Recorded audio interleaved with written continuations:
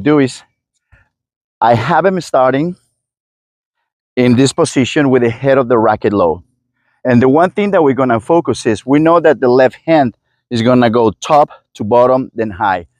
Anytime I teach someone on, especially on the beginners, I never start teaching the full swing all the way from here on the backhand or the forehand or the serve.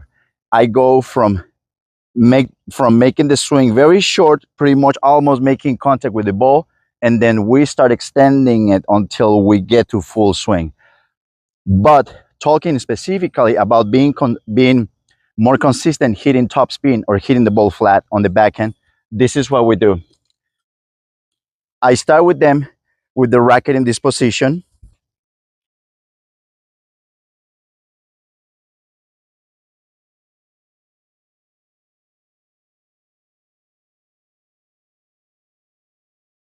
The head of the racket is low, and what I want to pay attention is I want to cock the left wrist, and I'm going to have the left wrist below the right hand. Now, when they hit the ball from here, the one thing that you want to pay attention is how is the racket going to look after contact. When I make contact with the ball, if the racket comes around and my racket is more pointing straight forward and lower, that kind of shot is going to be flatter. That is going to be more aggressive shots. That's what I'm talking about. The swing that it goes more like that. Now, when you make contact with the ball, if that racket, when the racket is crossing in front of you after contact, instead of that racket crossing in this position, it's going to be higher. That's going to be more top spin. That's the easy way to just add more spin.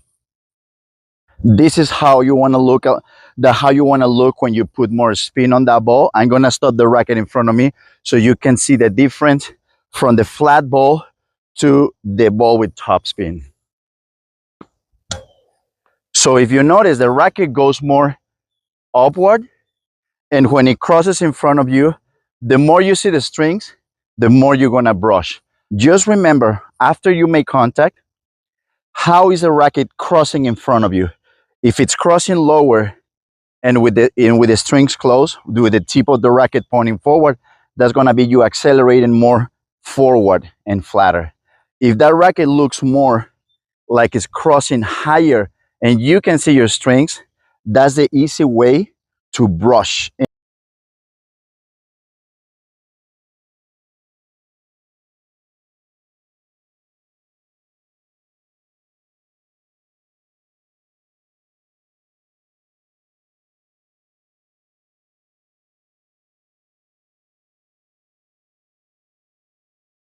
And if you're learning and you want to practice that, what you can do is you get close to the net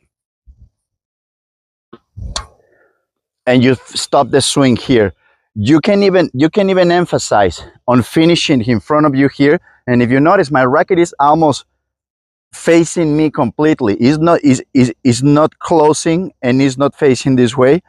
It's almost facing me completely just because I want to emphasize in the top spin and stop the racket here in front of you, because that's how the position of the racket crossing in front of you is what's going to show you, is what's going to emphasize on your body how you're going to be brushing the ball, how you're going to be putting top spin on it.